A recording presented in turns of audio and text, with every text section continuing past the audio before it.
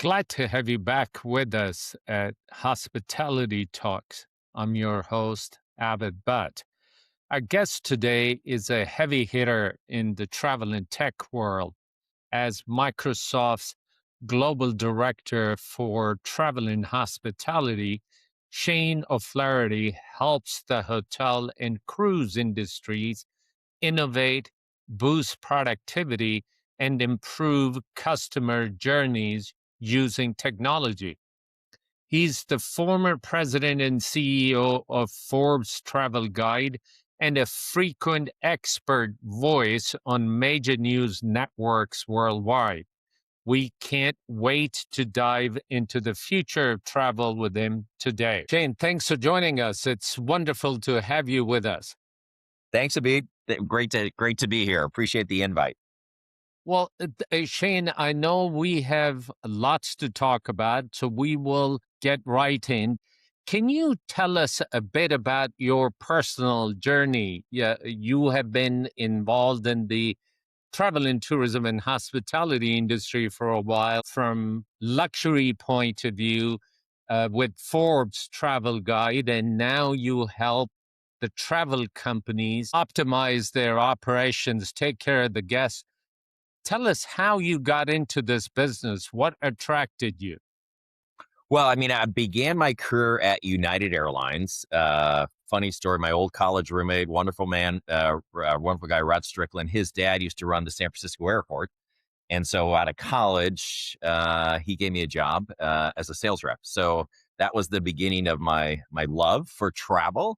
And then worked there for a couple of years, sold at GDS Systems, the travel agency used, which is now called Travelport. It used to be called Cobia and then Apollo and all those various entities. And then I moved on to Preferred Hotels and Resorts. In the early days when they had about 100 hotels, worked with under development arm, but then ran their marketing department and also ran some of their brand standards, which then led to my job at a company called Mobile Travel Guide, which ultimately became Forbes Travel Guide, that was founded in 57 when the U.S. highway system was created. And Mobil Oil created the travel guide modeled after the Michelin guides. So fascinating story behind all of that. And then within Mobile Travel Guide, I was there for about 13 years, and it was a U.S.-based rating system. And then I took it globally. And then as we expanded globally, the mobile brand wasn't working as well. So then I transitioned the brand to Forbes, part of the Forbes family of products. And, we developed standards around the customer experience, hotels, restaurants, spas. And then we also developed a consulting practice there that did mystery shopping and then training the hotels at the high end of the marketplace. So did that for about 13 years. So that was an amazing experience on the customer experience side and then also on the employee experience side, and just convincing hotels to invest. They always invest in the FF&E. How do you invest more in the human capital at the property level? So that was an amazing journey, an amazing experience. And then, my old college roommate called me up and he said, "Hey, we're at Microsoft." He ran sales for all of Microsoft. And he said, "Hey, we're building out industry teams in retail and healthcare and education and all these different areas. We're looking for someone who understands the travel sector as a whole. And you work for an airline, you work for a hotel company." I'm like, I don't know anything about technology. He goes, "We have plenty of people who understand technology. I just need someone who knows what a GDS is or how does airline operations work." So that was it. And then fast forward 11 years later at Microsoft, leading their hospitality industry that works with all the hotel companies, all the cruises, travel agencies, GDS companies, OTAs around kind of customer experience, employee experience and operation. And then how does AI play into all of that as part of my journey? So I was able to kind of reinvent myself due to networking, as we all do in the marketplace. So having, to your point earlier, interesting purvey into kind of high tech and high touch and how does that come together? And then with the advent of Gen AI, how the market is constantly shifting as well. It's kind of crazy. So, Shane, thinking back, what is your earliest memory of using tech possibly to book your own travel? Well, I always remember fighting to get email. That was number one. One of my companies I worked for, and yeah, no, you're too low level. You can't get email. I would probably say probably prefer when I worked at Preferred is a little bit more on that, but even United Airlines around the GDS, but that was also around the death of the travel agent as well. 30 odd years ago, and now they're thriving. They continue to thrive. So I think in the industry as a whole, some of the myths have, some are still there, but some, the death of a travel agency, now their luxury travel is killing it and luxury travel advisors are killing it. So, but the idea that, human touch always is the core of what we do in the hospitality space. And then how does technology invisibly layer inside of that is probably what we're trying to accomplish to improve the employee experience. But then you have at the top end of the funnel, you have distribution and how all that is changing and the booking. So, and where will that go with Gen AI and agentic AI and all that? It should be fascinating over the next year, or two, or three. So look, we'll stay on automation and luxury for a little bit. And how do we balance that? You talked about technology and service delivery. We are talking about hyper personalization with the technology that is available, but at certain point it becomes almost stalking. So Yeah. how do you balance that? And if you have any examples of use case where it has been done extremely well. Well, I think one of a lot of the research Microsoft has done, and we do something called the Work Trend Index. This is on the employee side. Many of the hospitality companies have invested a lot over the years in consumer-facing technology, to your point, to drive better personalization. The challenge we run into then to get to the property level, and the systems that the employees currently use. You walk up and they're like, have you been here before? Yeah, I've been here 100 times. But the systems don't give them the information, don't surface the information in a snack size format that allow them to say, welcome, Mr. O'Flaherty. We're super excited to have you here. Thanks for your business, type of thing. So I think the investment on what we're starting to see is more investment on the employee technology because you can't transform operations until you're investing with your employees technology. And they're currently using WhatsApp. They're texting each other. They're group texts. So they're doing the best they can with what they have. So what we're starting to see in some companies globally have been invested in kind of, I'd call it frontline worker technology and platforms that allow the worker to walk into work with one pane of glass, that all the disparate systems kind of sit together, that allows them to, how much vacation time do I have left? I don't have to go into the HR system. You can just use AI to ask those questions. And then what we're also now then layering up is building now an agentic platform on top of that.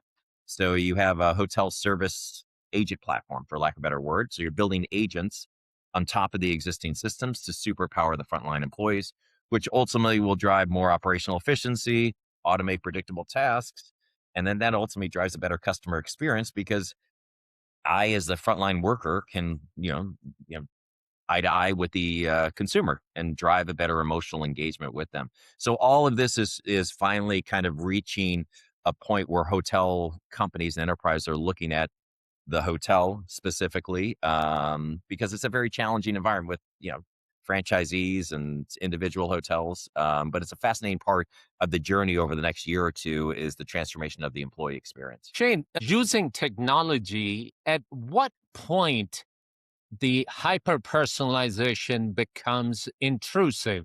And also, when does it go from high touch and really looking after people to merely a cold transaction? How do we balance the two?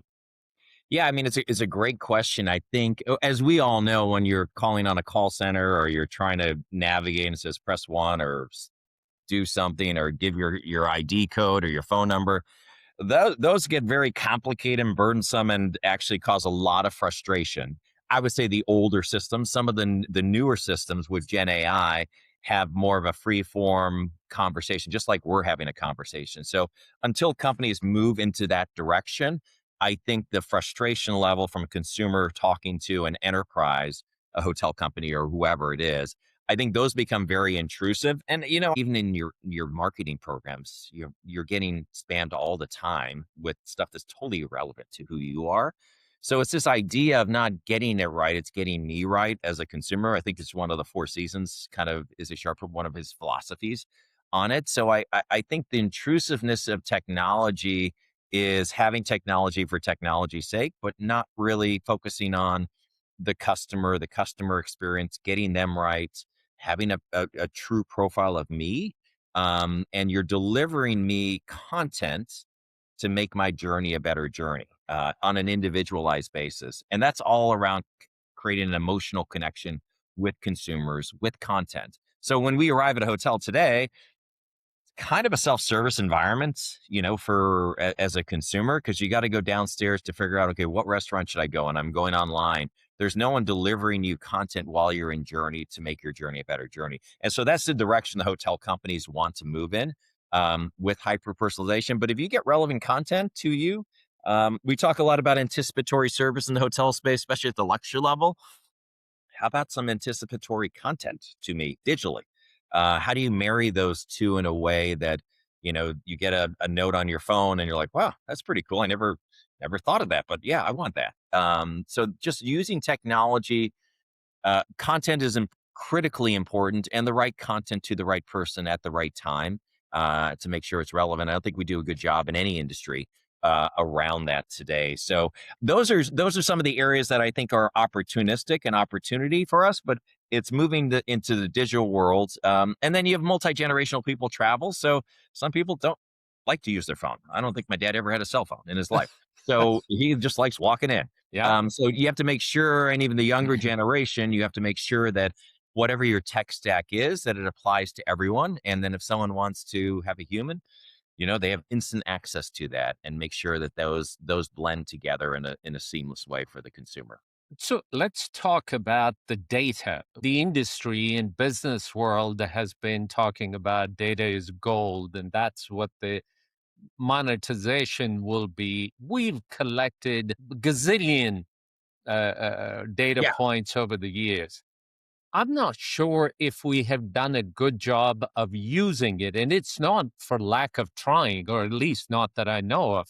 There are regulatory issues, there have been technology issues, there are different systems within the tech stack that have Yeah. prevented it. What have you seen as the biggest hurdle that has prevented us making progress, and how do we overcome it? Well, I mean, data silos are your enemy. So this ability to, because you have all this information on, let's say, me as a guest who travel, and they're all in these different systems. With AI, how do you lift that data, structured, unstructured data, no ETL required? How do you lift that with AI and then match it using AI? So if I'm coming through an OTA and they give me a, I don't know, messed up email address with an ampersand on it, and it doesn't connect to, I don't know who that is. Well, AI can grab that and say, hey, there's a probabilistic match that this is 99% chain. So then I can take that data from the OTA, recognize who you are, and then I can present you an offer in the future to book direct, as an example. So these enterprise grade customer data platforms, the hotel industry needs to move to in this direction. And then at a property level, you again have all this data. So how do I take the data? We have a product called Fabric. It takes it all from disparate sources, wherever it is, and it stitches together. And then AI can reason over that data in a way that's useful and relevant. And if something happens, like maybe the TV doesn't work or the HVAC doesn't work in a room, well, you can use predictive maintenance that says, hey, it's not working, shut the room down. Susan M does a great job of that with their tech stack. Shut the room down, automates a work order out to a third party who comes in and fixes it.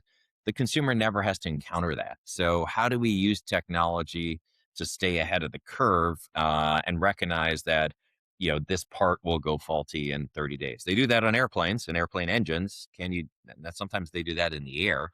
Can you do it on the ground as well? So it's using technology in a way that enhances the customer experience, both from a digital perspective, but then also from an operations and a kind of a smart hotel perspective as well. So let's talk about the practical implementation of AI versus some of the tech speculation. Over the years, we have seen uh, uh, lots of speculative tech that has come out. The avatars were there, then the metaverse came in, and Yes. then NFTs were around. Hotels in travel industry, generally speaking, have been slow in adoption. Plus, technology is moving so fast. Where do I spend the money? And how do I see the return on my spend?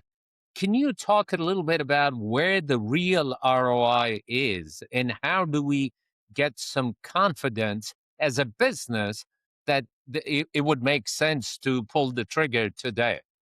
Yeah, and I think and when you think of the pace of innovation, I mean, I've been at Microsoft for 11 years. I turn around, I'm like, wow, this is the pace of innovation right now is something I've never seen before internally at Microsoft.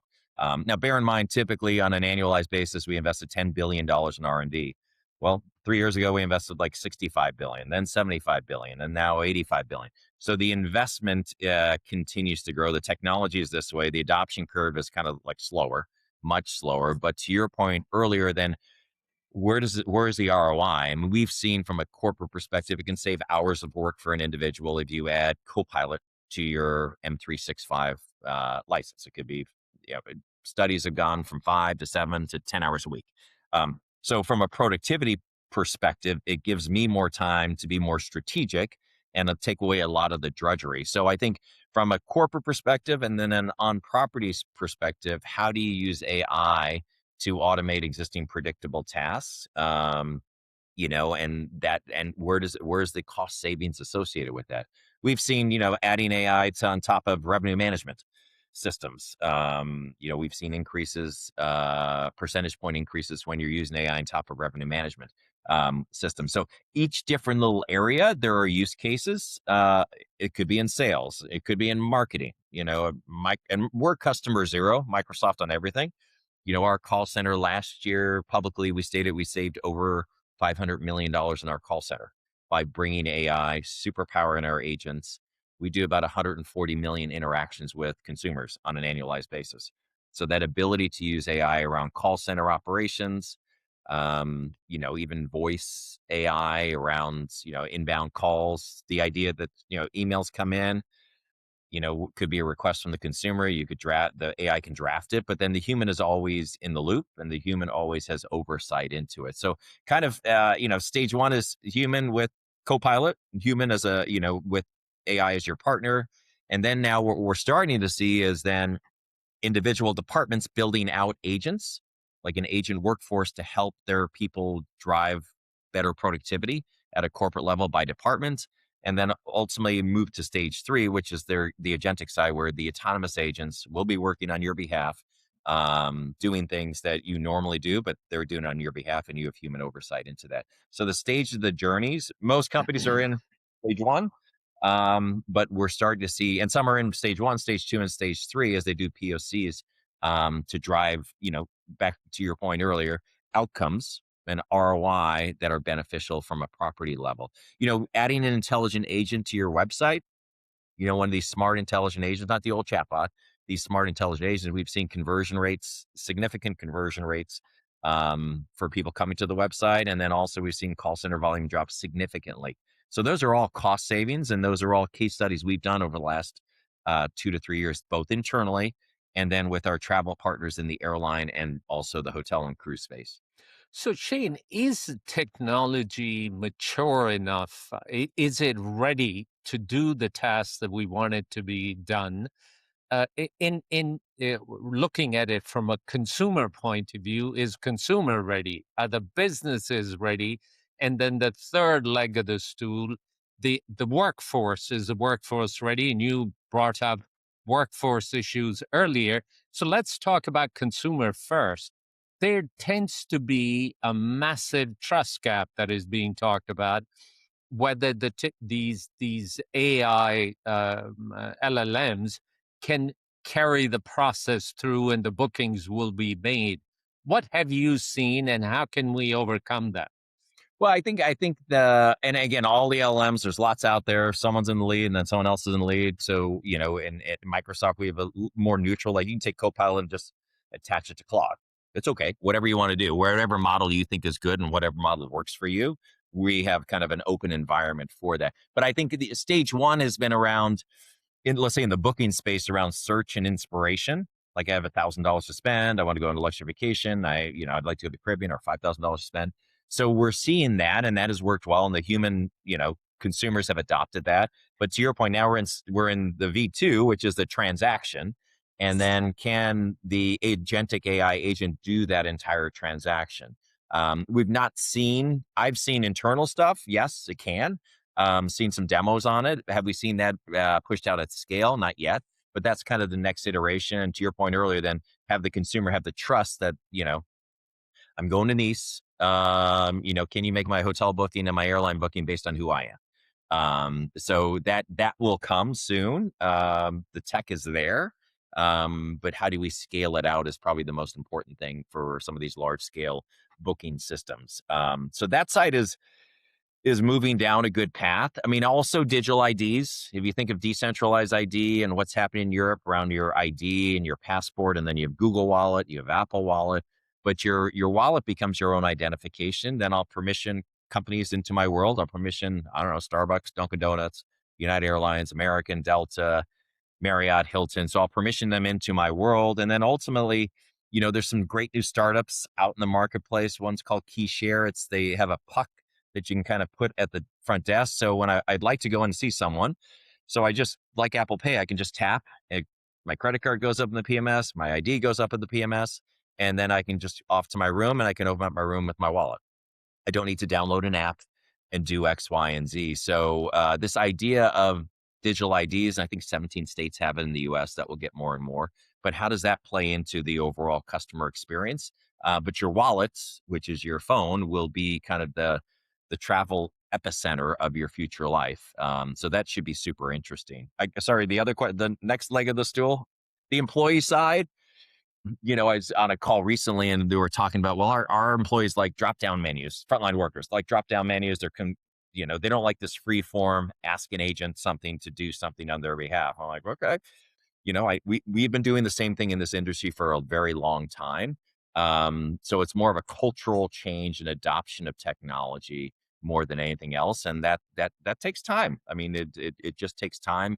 But as more consumers get comfortable with it in their consumer life, I think they'll get more comfortable with it also with AI on their kind of employee side. But the companies have to work. They've worked a lot on data governance, security, privacy, all those points that you made, and they've done a lot of that with their data. And now this year they're layering AI on top of that in a way that they can reason over it in a useful way. So it's kind of an interesting. I think over the next 18 months, or we'll see some big um, and very cool use cases come to market, because now I think the enterprise chains have a lot more comfortability with what they've done over the last 2 years to, you know, bring their data all together under one kind of large data state or common data lake.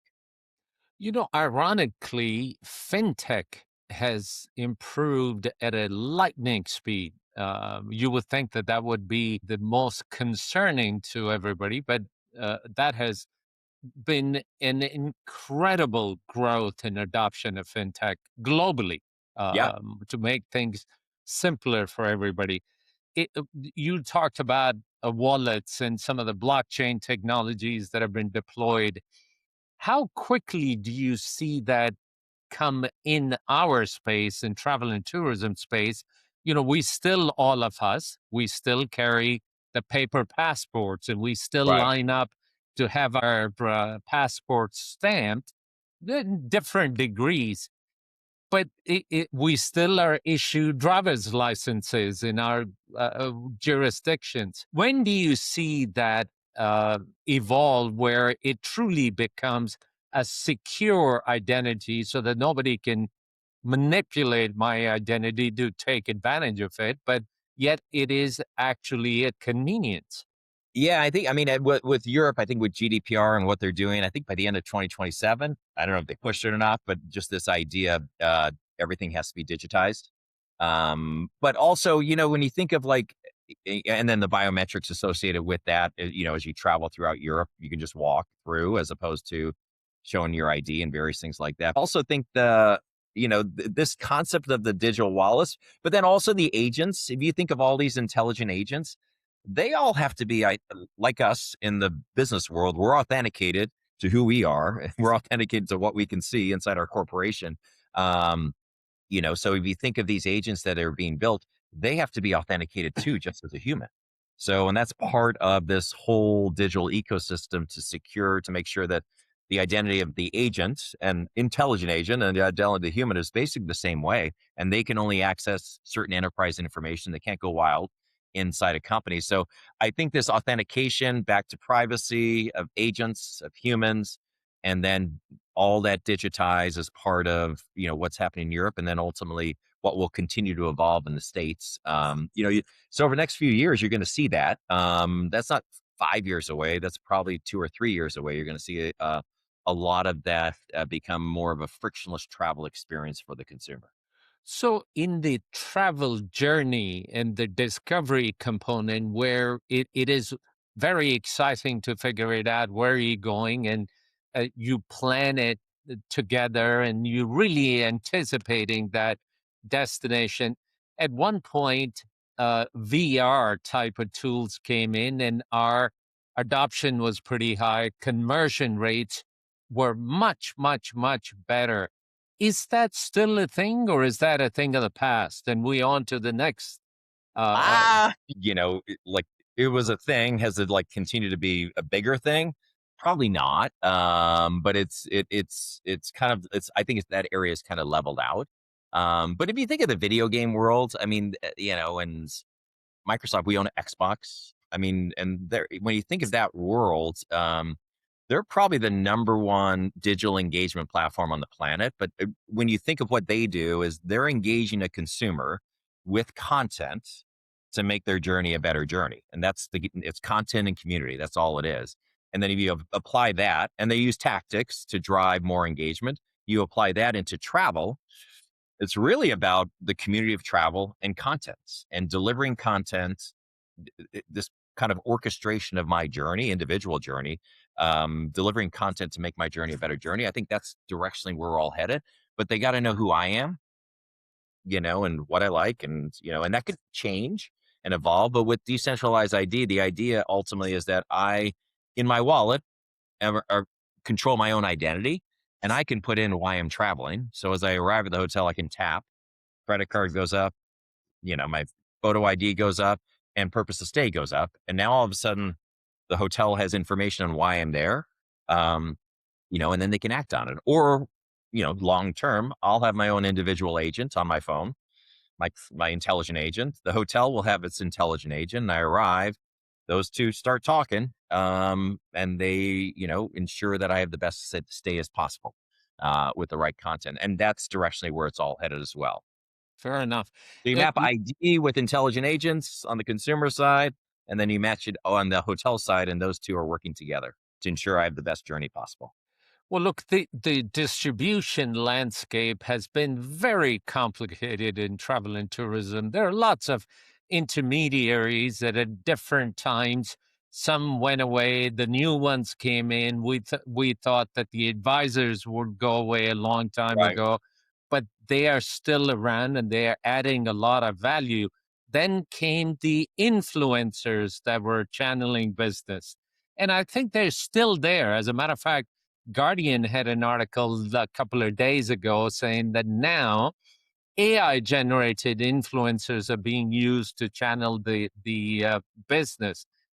Talk a little bit about that. Where does the authenticity end? And how does a consumer know what to look out for? Yeah, I mean, and in this generation, of course, the younger generation. I have 5 kids, so with social media, they're very much influenced on what's on TikTok, what's on Instagram, more on TikTok than anything, and that's their path for inspiration, product inspiration, travel destinations inspiration, and then from there, how does that move into the booking window, and then how does AI play into that? So the old distribution model with all these different layers, like you were talking about, and all these different people taking a cut, will that continue? Kind of, somewhat, but will more direct bookings happen, moving forward, which I think the brands love? Yes, that will continue to happen, both what could be from a corporate side or even from an individual side. The landscape around distribution because of AI will change, I think, pretty dramatically over the next few years. And which I think is good for individual hotels and brands because people are coming more direct to them. And then these layers of fees that they're paying that will diminish over time. Well, look, in OTA world and some of the other worlds, it was pay to play model. You could pay your way to the top of the list. Somehow, AI tools will have to not do that. I know these tools have to make money and they have to generate Yeah. revenues, but somewhere along the line, the consumer confidence has to be there. That if I'm looking for a hotel to stay or transportation provider or whatever the case might be, that the search is really bringing back what fits best to my needs, not somebody who is paid to get into that search. Is that confidence there? Are there things that we can do as an industry to make sure that we gain consumer confidence? Yeah, I mean, I think with this AI, what's it called? Instead of SEO, it's AEO, and I think it's AIO or something like that, or an acronym perspective. But again, back to the original discussion of like content. You got to make sure your content is up to date. And then it's open to these AI search engines themselves. And there's some great companies like Bonafide and Travel who takes your content and says, hey, this is in this LLM, you're not appearing very well. Here's a suggestion on how to, navigate your content, or even at a local level, shop local. There's a bunch of companies that do that. But I mean, ensuring that your content is visible is your number one task. Before you made to buy, to your point, ads to try to move yourself up the chain. So now how these are the big companies. So we own Bing, and there's Google, but how are they generating money in this new AI world where I can just ask a question? Do they develop, different types of models to drive revenue? So, that's all part and parcel of how AI is changing distribution, changing the ad models, changing, the ability to ensure that your content appears in these AI search engines. I mean, those are tasks that at a local level, the property owners, and then at a corporate level, have to ensure that they're constantly updating their content to make sure that they're relevant, and then that their sites and their content is open for AI to look at it as well. Voice Otherwise, you disappear. Otherwise, you disappear. Fair enough. Voice component, is it still relevant? Is it going to grow bigger or are we done with it? You mean voice like in room or voice? Voice commands, but instead of me sitting at my keyboard and typing, being able to just talk to a device and get the information that I'm looking for. Yeah, I heard this is like 2 or 3 years ago. I remember someone, I can't remember who it was, said ultimately keyboards will go away. So everything will be voice moving forward. I don't know how far down the path that is, but everything has reached human capability across the board, from a vision perspective, from a translation perspective, from a speech perspective. So and this younger generation continues to use voice more than maybe I do at all. So that curve will continue to grow because sometimes it's just easier to say what you want as opposed to type it. And now the machines are getting smarter and smarter, and they're continuously learning. So it's learning on all your questions and getting smarter and smarter every day. So yeah, that will continue. That path will continue to grow on the voice side. So let's talk about workforce preparedness. I know a lot of the organizations are underwriting or counting on technology from labor saving point of view. At what point does it become that it's augmentation, not replacement? And what have you seen where it's been deployed thoughtfully? Well, I think, yeah. I mean, I think at the end of the day, it's human led, agent operated. So you have to have human oversight into whatever you do and whatever agents you are building. We've seen lots of different use cases in the marketplace, and a lot have to do with some of the traditional, like the basic tasks. If someone sends in let's say in the insurance space, they send a note that, they have a complaint, or they have you know, a challenge with whatever the insurance claim was, and blah blah blah. They're not happy with it. So they could send the email in. AI can just read that email, and then respond based on the parameters already set up in the system. And then, then it sends it back to the desk, and the human reads it and says, okay, hit send. Okay, that saved them maybe 10, 15, 20 minutes if they had to go into all the systems, look up the claim. All of that is done by AI now, or can be done by AI. So what we're seeing, whether it's accounts payable, an invoice comes across, AI can read the invoice, can process it, the check, or not the check, but the automated system for payment.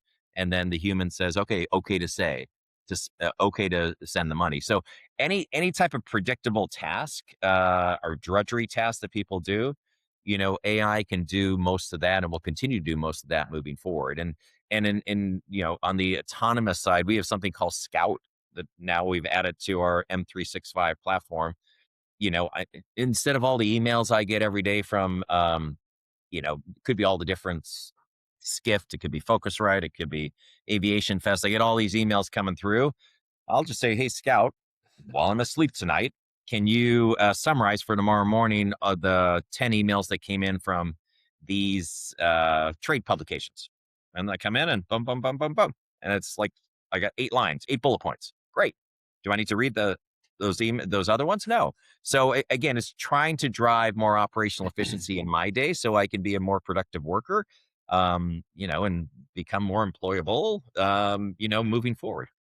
There is a phenomenon. I think Yale had recently circulated an article talking about a cognitive surrender. And I'll give you a personal example to that. I sit in a car. I told the car, navigate me to XYZ, didn't pay attention to it.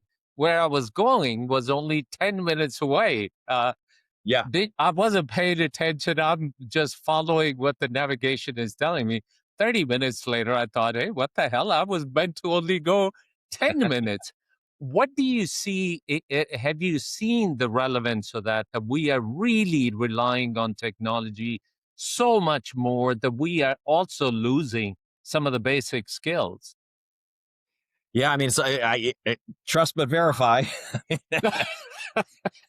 And I know that my mom knows how to get from point A to point B probably better than Google Maps sometimes, or Apple Maps. So I think as the human led, and where Microsoft always states that human led, agent operated. Let's keep your head in the game. You as a human to have a tool that's your partner in crime to help you be more productive, but you're still the leader of it. And if you fall asleep at the wheel and you get 30 minutes, well, that's on you, Abe. Not a bad way. I've Let's, done that before too.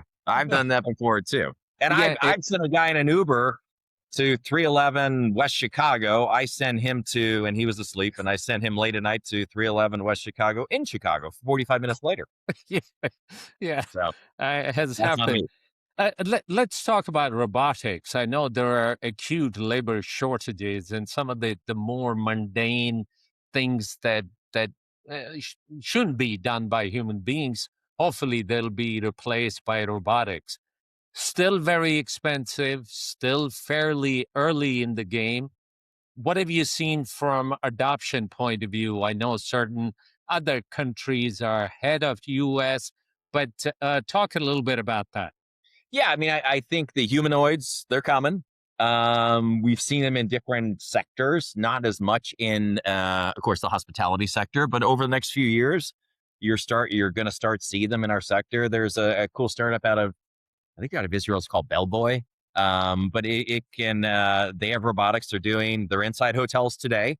And it can do tasks like down to, I think it's like a millimeter or something like that, of moving things around in the room, and setting the desk and all that type of stuff. So, and I think I've seen some, ones that change sheets or try to change sheets. So directionally, that's where it's going from a labor perspective. I've even seen some future videos. It's awesome with some, that we've presented just around humanoids. Like I arrive at the airport, a humanoid grabs my bags and then walks me through the airport together, and we're chit chatting. So directionally, that will continue to make an impact on the industry.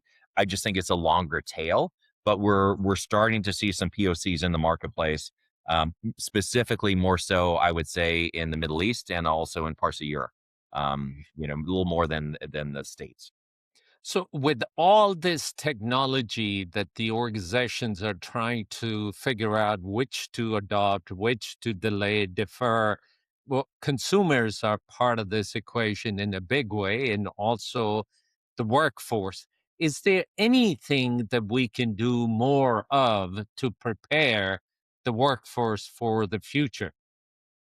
Yeah, I mean, I think from a knowledge worker perspective, which is in the corporation office, whether it's sales, marketing, revenue management, whatever area you're in, and as a leader in those groups, that you're using AI in your day to day basis, and then you're pushing that down into the workers and the other on the team itself. You of course always have superstars who love AI, so how do you feed off them as well? So it's a cultural change, a cultural adoption, and then at the frontline worker level, we have to give them tools to make their life easier. They do an amazing job, you know, developing relationships with the consumer, creating emotional connections.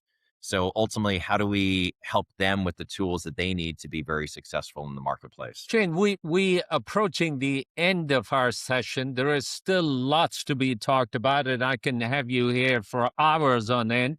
But we'll have you back, and we'll pick this discussion up.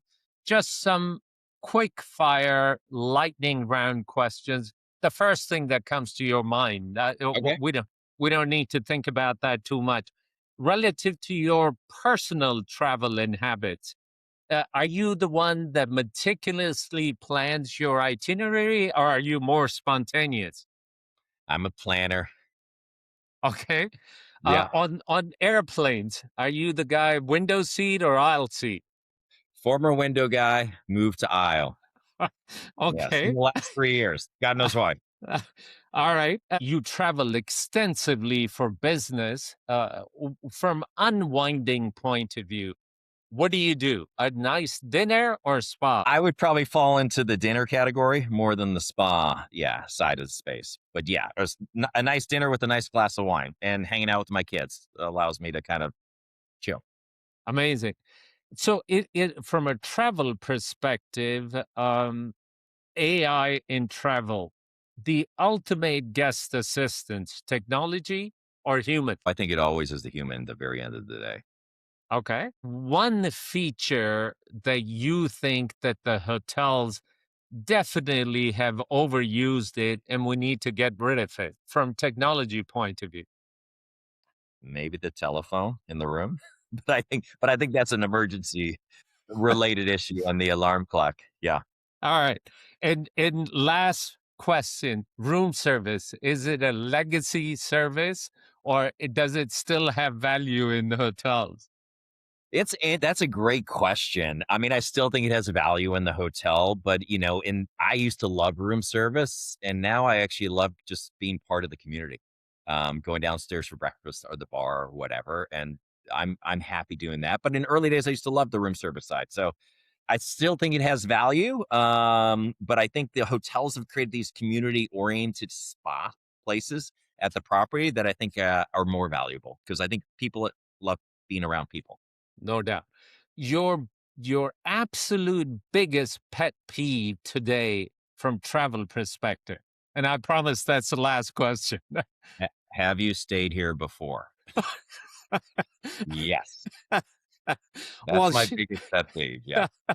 Shane, thank you so much for taking the time. Great conversation again.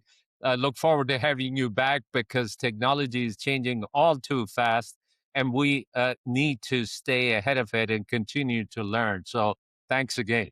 Thanks for having me, Abhi.